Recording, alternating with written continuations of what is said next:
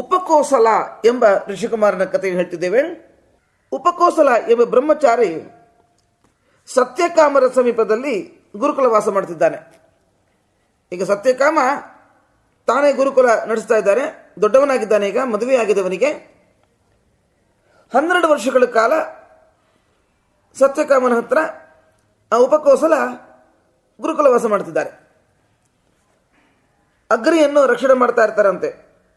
ರಾತ್ರಿ ಹಗಲು ಅಗ್ನಿ ಉರಿತಾ ಇರುತ್ತೆ. ಅದಕ್ಕೆ ಅವನು ಕಟ್ಟಿಗೆ ಹಾಕೊಂಡು ರಕ್ಷಣೆ ಮಾಡ್ತಾ, ಆರಿ ಹೋಗದಂತೆ ರಕ್ಷಣೆ ಮಾಡ್ತಿದ್ದಾನೆ. ದಕ್ಷಿಣಾಗ್ನಿ, ಗಾರ್ಹಪತ್ಯ ಅಗ್ನಿ, ಆಹವನೀಯ ಅಗ್ನಿ ಅಂತ 3 ಅಗ್ನಿಗಳು ಬೇಕಾದ ಸಮಯದೆಲ್ಲ ತಂದುಕೊಟ್ಟು ತಾನು ಅದನ್ನು ಹಾಕುತ್ತಾ ಆ ಅಗ್ನಿಯನ್ನು ರಕ್ಷಣೆ ಮಾಡ್ತಿದ್ದ.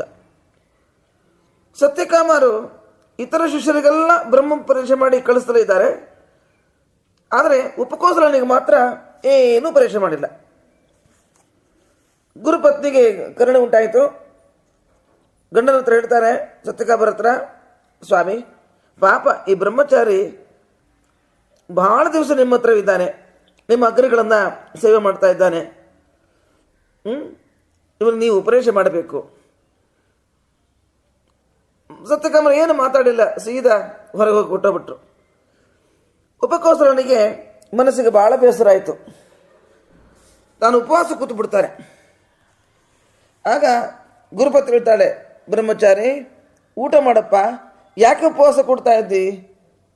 ಅದಕ್ಕೆ ಉಪಕೋಸಲ ಹೇಳ್ತಾನೆ, ನನಗೆ ಭಾಳ ದುಃಖವಾಗಿದೆ ತಾಯಿ, ನನಗೆ ಊಟ ಮಾಡೋಲ್ಲ ಅಂತ ಹೇಳಿಬಿಟ್ಟ. ಆಮೇಲೆ ಅಗ್ನಿಗಳು ಮೂರ್ತಿಮತ್ತಾಗಿ ಬಂದಿದ್ದಾವೆ. ಇವನಿಗೆ ಉಪದೇಶವನ್ನು ಮಾಡಿದವಂತೆ. ಪ್ರತ್ಯೇಕವಾಗಿ ಉಪದೇಶ ಮಾಡಿದ್ರು, ಒಟ್ಟಿಗೆ ಸೇರಿಯೂ ಕೂಡ ಉಪದೇಶ ಮಾಡ್ತಾರೆ. ಅಂತರ್ಯಾಮಿಯಾಗಿರುವ ಪರಮಾತ್ಮನ ಬಗ್ಗೆ ಉಪದೇಶ ಮಾಡ್ತಾರೆ. ಆ ಭಗವದ್ ರೂಪಗಳನ್ನು ಉಪದೇಶ ಮಾಡ್ತಾರೆ. ಮುಂದಿನದನ್ನು ಗುರುಗಳು ಉಪದೇಶ ಮಾಡ್ತಾರಪ್ಪ ಇಟ್ಟು ಹೇಳಿ ಮರೆಯಾದರು. ಆಮೇಲೆ ಸತ್ಯಕಾಮರು ಬಂದಿದ್ದಾರೆ. ಉಪಕೋಸಲ ಅಂತ ಕರೆದರು. ಬಂದೆ ಸ್ವಾಮಿ. ಸತ್ಯಕಾಮರು ನೋಡ್ತಾರೆ, ಉಪಕೋಸಲ ನಿನ್ನ ಮುಖ ಬ್ರಹ್ಮಜ್ಞಾನಿ ಅಂತ ಕಾಣ್ತಾ ಇದೆಯಲ್ಲಪ್ಪ, ಬ್ರಹ್ಮಜ್ಞಾನಿಯ ಮುಖದಂತೆ ಕಾಣ್ತಾ ಇದೆ, ಯಾರಾದರೂ ಉಪದೇಶ ಮಾಡಿದ್ರೇನು?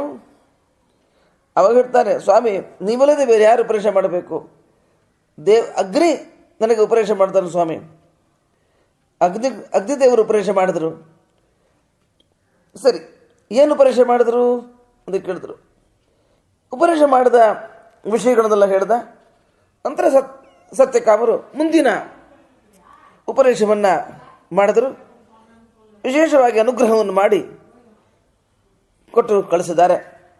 ಉಪಕೋಸಲನು ಕೂಡ ತನ್ನ ಮನೆಗೆ ತೆರಳಿದ, ಬ್ರಹ್ಮಜ್ಞಾನಿಯಾಗಿ ಮರಳಿದ. ಇಲ್ಲಿಗೆ 318ನೇ ಕಥೆ ಮುಕ್ತಾಯವಾಯಿತು. ಶ್ರೀಕೃಷ್ಣಾರ್ಪಣಮಸ್ತು.